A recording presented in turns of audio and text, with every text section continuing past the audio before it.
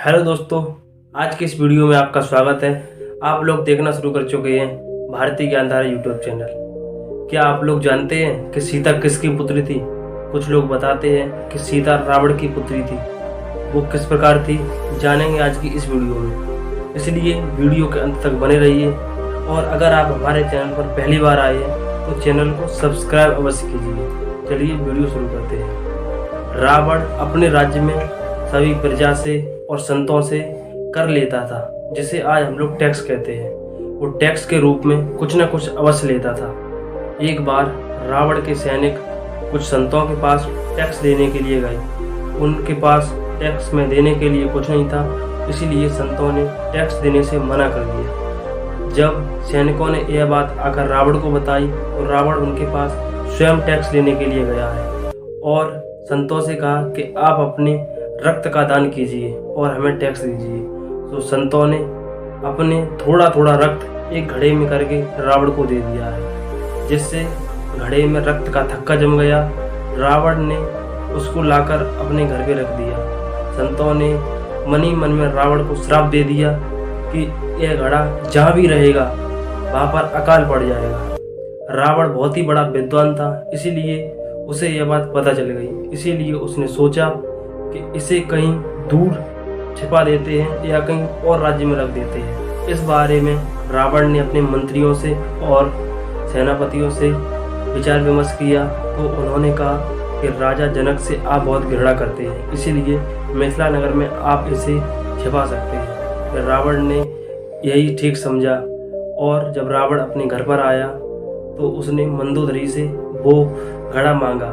तो मंदोदरी ने उस घड़े में एक बार देखने के लिए क्या है अपनी उंगली से एक गड्ढा सा बना दिया था, जिसे रावण ने जब देखा तो मंदोदरी ने कहा यह मुझसे गलती हो गई, स्वामी मुझे माफ कीजिए। तब रावण ने उस गड्ढे को पूरा करने के लिए अपने दाहिने हाथ की उंगली को काटकर उसमें रक्त से उस गड्ढे को पूरा किया है और जाकर उस घड़े को जनकपुर में गड़वा दिया है। जनकपुर में 12 वर्ष तक अकाल पड़ा रहा।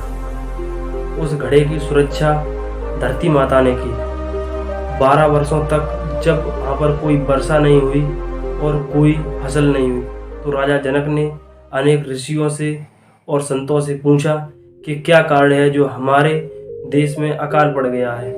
तब संतों ने राजा जनक से कहा कि अगर तुम अपने हाथ से स्वयं हल चलाओ तो अकाल दूर हो जाएगा। फिर राजा जनक ने संतों के कहने पर स्वयं हल चलाया है, जिससे उनका हल एक घड़े में जाकर अटक गया है। जब उस घड़े को भूमि से निकाला गया तो उस घड़े में एक सुंदर कन्या थी, जो राजा जनक ने अपने घर पर रख ली, क्योंकि राजा जनक निसंतान थे, उनके पास कोई संतान नहीं थी। उस कन्या का राजा जनक ने खूब पालन पोषण किया है और उसका नाम सीता रखा है। सीता संतों के रक्त से उत्पन्न हुई थी, इसीलिए सीता संतों की पुत्री मानी जाती है।